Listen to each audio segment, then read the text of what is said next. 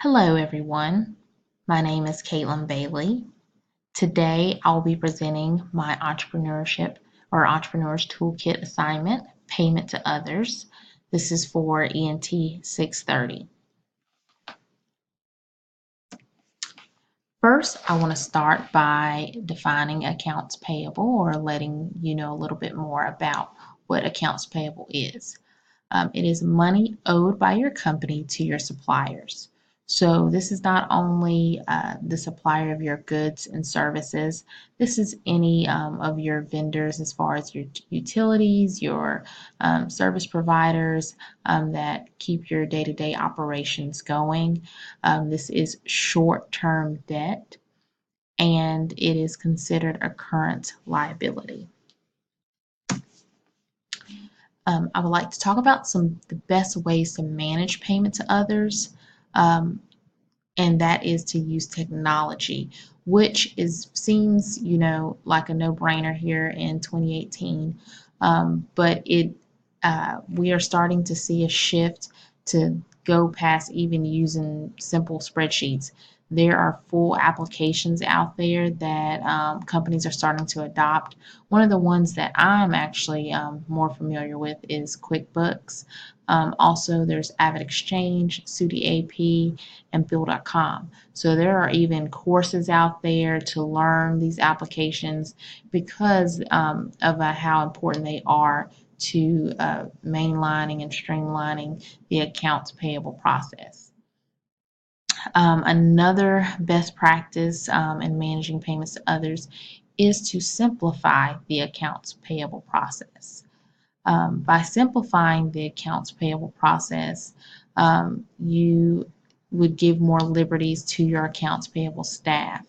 And I'm thinking more online with a larger company who actually has an accounts payable staff.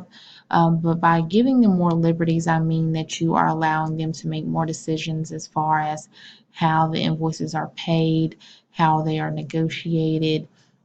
And so at the end of the day, you are able to just, as CEO or owner, to sign the check, to approve and assign the checks. This helps out so that you are able to focus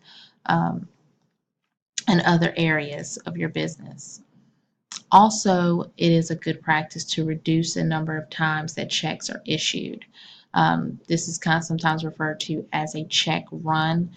Um, what is suggested is to not have any more than 2 check runs a month. Another best practice to help manage payments is to negotiate with your vendors up front. And when I say negotiate, negotiate the terms of your contract with them as far as paying them. Don't wait until you have your goods or in the process of ordering your goods to say that you would like to make a payment arrangement. Negotiate that up front, and that will help simplify the accounts payable process as well. Moving on to talk about suppliers and the accounts payable. So some ways to really keep a good relationship with your suppliers, of course, is to pay your bills on time. By paying your bills on time, that builds a relationship that lets the supplier know that you are a credible client and that they are able to offer you credit. Don't abuse credit. And when I say credit, a lot of suppliers, they will allow you to pay after you have already received your goods. They allow you to pay in payments. But if you get to a point where you are abusing the arrangement or what they're doing in good faith, then they may ask you to pay up front. Another way to keep a very good relationship is to keep everything accurate as far as what's going in and what's going out. And a way to do that is to send purchase orders. So a purchase order is just like what it says, is what you're ordering from the supplier. It is a detailed document and it outlines exactly what you have asked the supplier to provide to you. you're able to take that purchase order along with your receipt that you receive from the vendor. You can check it and see that everything you ordered has been received. You can also take that and do another check against the invoice. By doing that, you are eliminating any confusion, any discrepancies on what you are supposed to receive, what you are charged for. Sometimes this can lead to some very not so good conversations between suppliers, between you and your suppliers, if it turns out that there has been an error made on either side and there's no documentation and there's nothing showing that this is what you asked for. So by having this, you have a written document showing what you have asked for. Cash flow and accounts payable. So cash flow actually is increased by accounts payable. And that took me a little while to kind of wrap my head around. So kind of give you a hypothetical situation that I hope will help you understand it better as it helped me, is that say that you have your cell phone bill. It is $100 a month. Well, that's considered your accounts payable. You need to pay the cell phone provider the $100.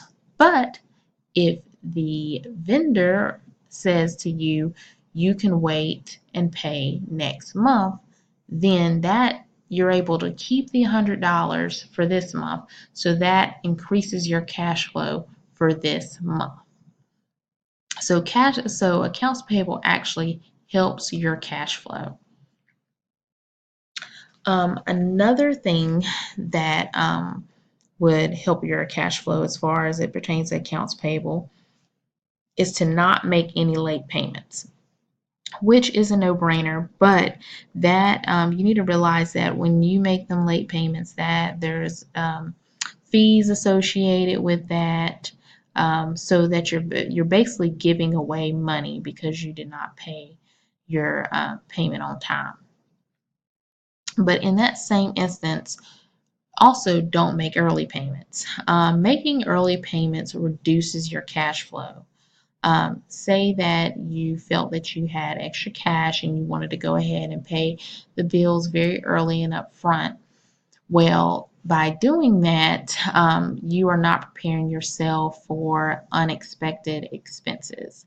So you could be put in a position where something that is very important to your business in order to keep it running may break, or that you need some kind of repair, but you put yourself in a situation where you don't have the extra cash to pay for this and to keep your business going.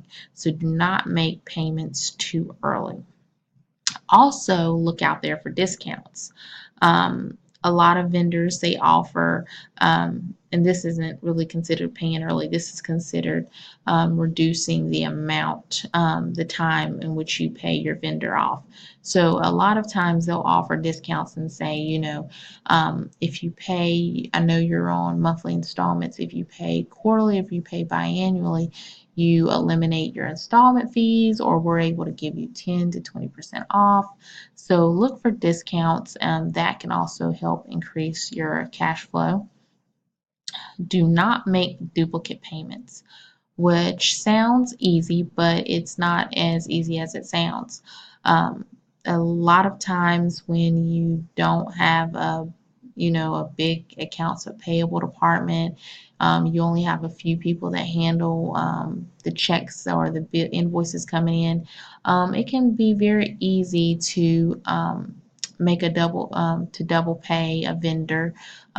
You may actually receive 2 invoices by mistake and pay them.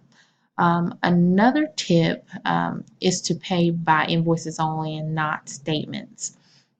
So a statement is a list of the invoices or the things that were charged to you, say, over the course of a month.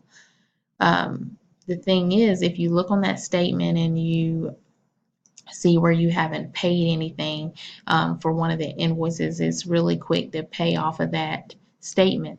But in order to keep your books and everything accurate, the best thing to do is call the vendor and ask for an actual copy of the invoice.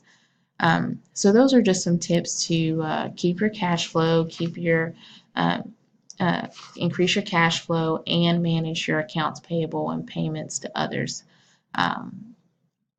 the best that you can. So thank you so much for listening to my presentation.